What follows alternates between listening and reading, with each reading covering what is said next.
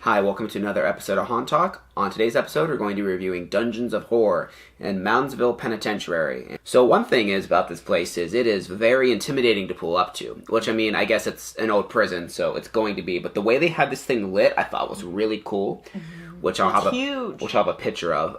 It was gigantic. We were here maybe 3 years ago. We didn't do a review on it before. Yeah. Me and Kim were. She was not. This is her first time. And they changed things up a lot since we were there. Oh, yeah. At least with how it's structured. The queue line, even, for when the first year we went there, there was it was like traditional like line waiting system, wasn't it? Yeah. Yeah, we waited outside and then we had to get into that room. Well, either way, yeah. I'm pretty sure it's the work. But now it's like a midway. Yeah. Yeah, they have food and drinks and hot chocolate because it was cold, and different activities and games. So they had what? Well, the only thing that was paid, I believe, was zombie paintball, and that was when we were there. It was rainy, so I think there's a discount. It was $5 for 100 shots. Yeah, with a fire feature, which we didn't see like right up front. We kind of caught like the tail end of it, but it looked really cool. It did, from what we did see. They also had some other games. There was javelin throwing. Mm-hmm. What do you call it? Where the strongman? Yeah, the strongman thing. They also had the one that looked like it was darts throwing balloon, but that one, like, there wasn't any balloons, so I think they weren't doing that one that night. Yeah. And the concessions were very reasonably priced as well. I think everything was $1. Like, I'm pretty sure everything was $1. So that was nice. And they just kind of call your number. So I found that really unique. Before we get into the haunt review, we're going to do a little PSA announcement. We do this every once in a while. If your children can't handle haunted houses, and by children I mean your teenagers, don't take them. And if they're being ridiculous and ruining the other group that's with you's time, stop them. I don't know. Stop them from being obnoxious and ramming into people. Yes. Yeah, the first time it was funny because they almost bowled me over, and I'm just like, oh my god, okay. But through the whole haunt, it gets a little bit much because you can't even concentrate on the haunt. Yeah, I would like to say that they didn't ruin our experience, but they did. We're going to review the entire thing as if though it didn't happen, but there's a certain point where this is an interactive haunt, which you're going into, and they ruined the interactivity of it because of what asshats they were. And again, it's not the haunt's fault at all, so we're not going to take that into consideration with any of our scoring or anything like that. But it has to be said that it did hinder our experience, for sure. Just don't be obnoxious in a haunted house. Like, I understand you're scared and you're there to have fun, but, like, I don't know, you can still try and be a human being. Like, yeah, if someone asks you to do something, do it. Yeah, or... Yeah, I don't know. Don't freak out. I mean, they're not going to hurt you. They're not... I mean, this wasn't one of those ones where they were going to, like, grab you and stuff like that.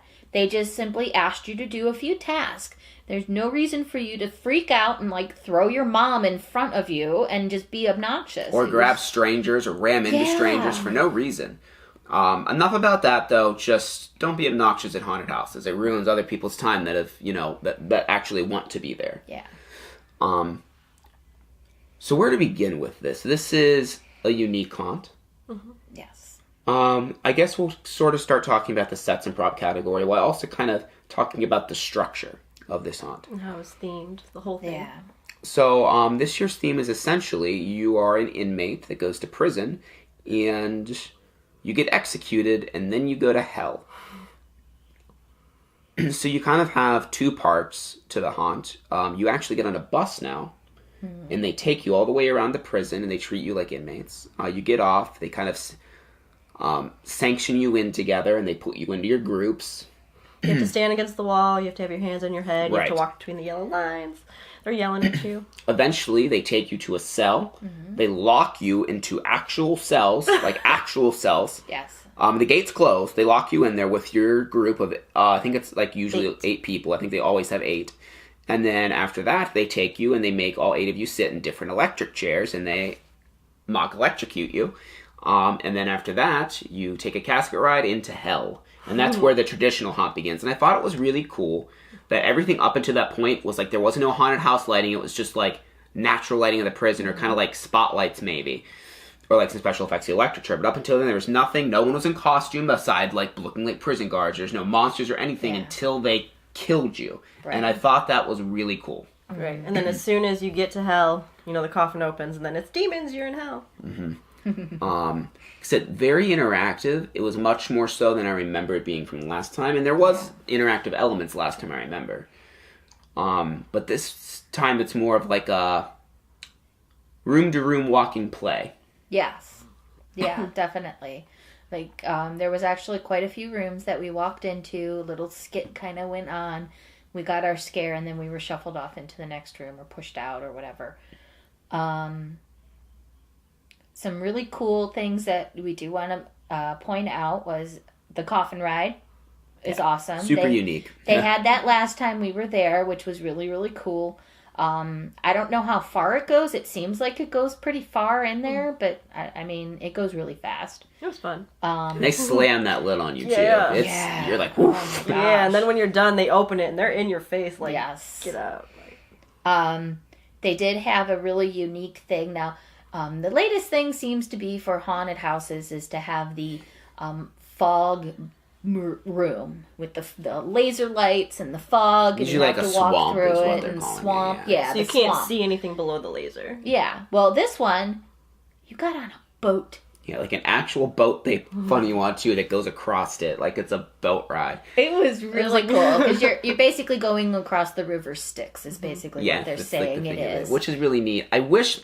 I really like this scene, and I hope they keep it around for next year, but there's only one actor, and I understand maybe they don't want to scare people too much, because these boats seemed like you could fall off pretty easy. Yeah, they weren't like the biggest, They didn't have any things. like handrails or anything like that, but I mean, you weren't that far off of the ground, but still.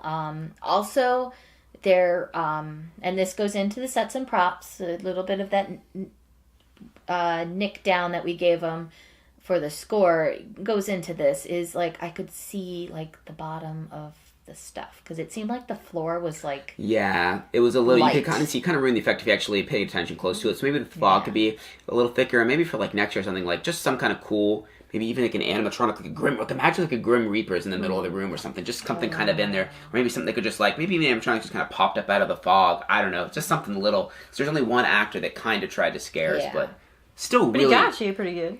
He did startle me, well, I mean, just such a cool effect, though. I was just amazed that we got to take a boat ride in a haunted house. That was awesome. So, also, they need to work on their music and their lighting.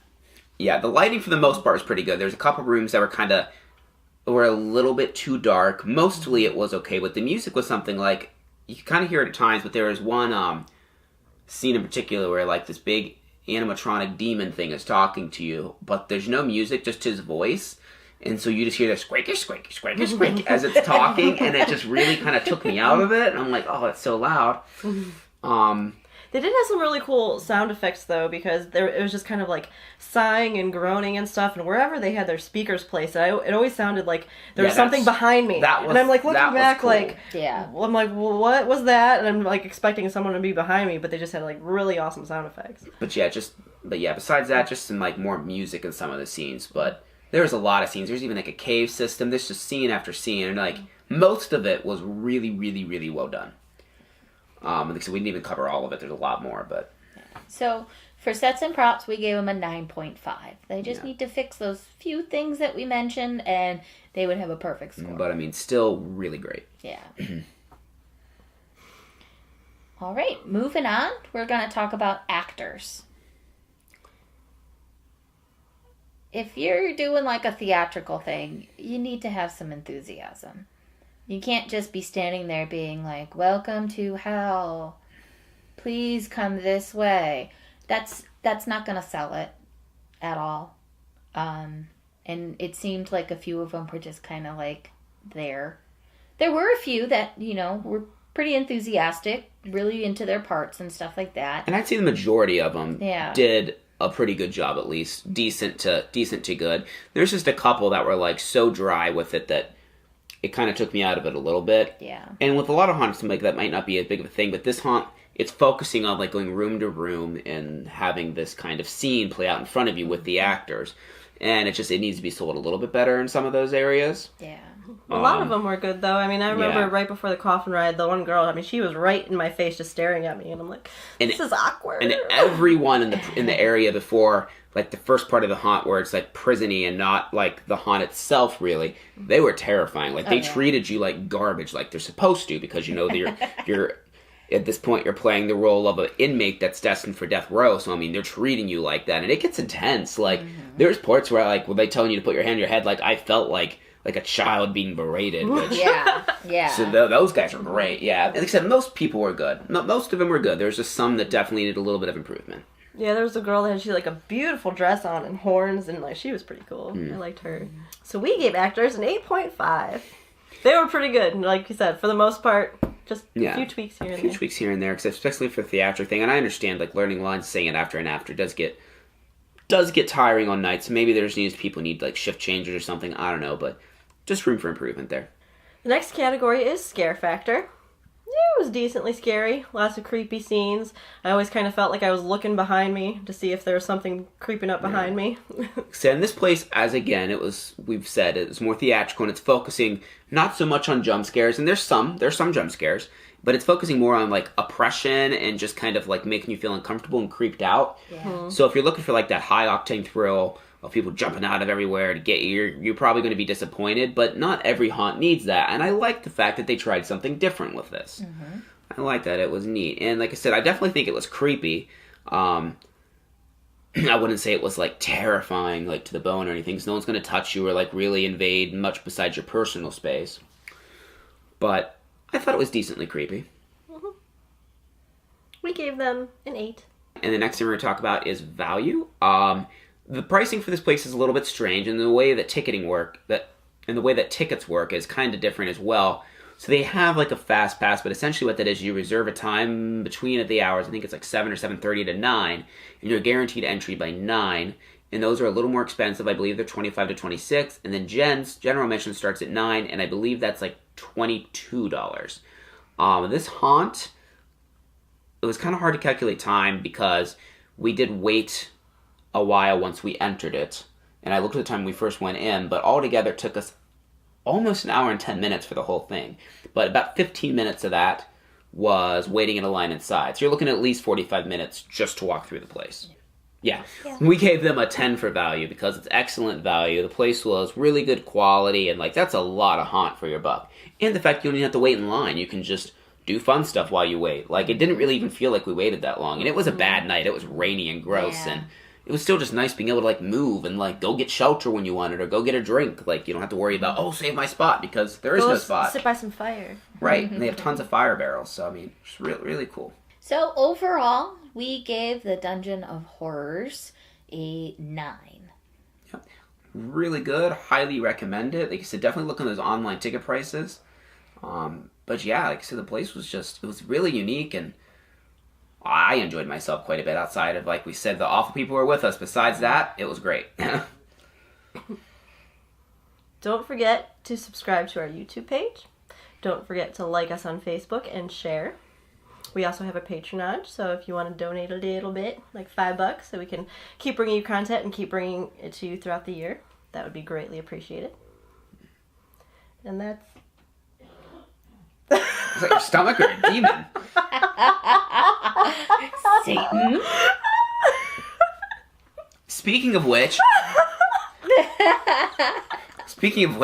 there's an EVP in one of our videos. Which video is that? Spooky Ranch. Spooky Ranch. It's like, just watch it like 8:05. It's right after Kim says 7. You hear ghostly whispers. We don't know what it is. A commenter noticed it. Have fun and then with that. in the Haunted Forest of Tascala, there's a little orb, which I thought was dust, but then we found the EVP, so fun I'm like, fact, maybe we're not. filming in a haunted house. We'll see you next review if we make it. Thanks for watching. Bye. Oh my God.